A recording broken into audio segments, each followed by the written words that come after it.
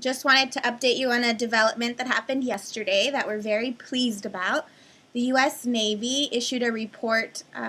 The Secretary of the Navy, Ray Mabus, ordered that all offensive pornographic materials be removed from naval and marine bases. This includes stuff in workspaces, public shared areas, and the exchanges where they're selling pornographic magazines even though it's illegal. So this is going to be stopped. We've been working on this for a long time, but very aggressively the last couple of weeks. And we're very pleased that the Navy is taking this action. We hope that it carries over to the other branches, and we're pretty confident that it will.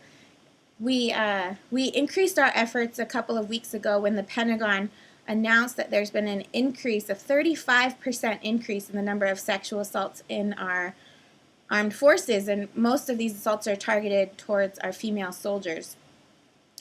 There were 26,000 sexual assaults reported last year. That's, I'm sure, a very low number to actually what happened, because sexual assault is one of the most underreported crimes out there.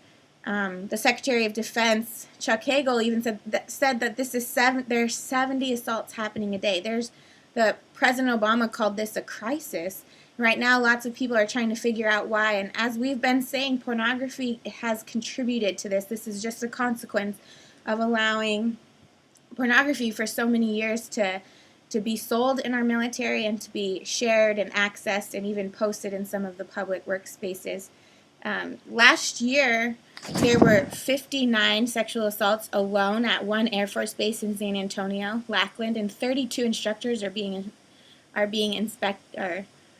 investigated for this right now. And the U.S. Air Force seems to have realized that possibly offensive pornographic materials contribute to this culture. And so last year they did a search of Air Force bases, just 90 or so of them, and they found over 32,000 offensive materials out in public workspaces. The problem is, though, even though the Air Force did this sweep, they didn't order that all of this stuff be removed. You can see I actually went to Lackland, where the location of all of these assaults, and you can see that 6 months later, I just took this picture on May 30th, they're still selling pornography in the exchange.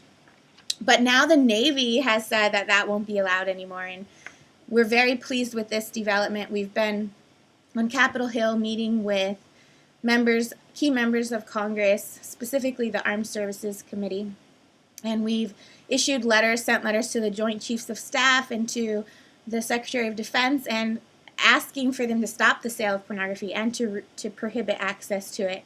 And they're listening, which is just so amazing that we can have an impact like that. And so I just wanted to share this and hope that more of you can support our efforts, especially in the military, to help change the sexually exploitive culture now rampant there, and make it safer for our brave female soldiers who are willing to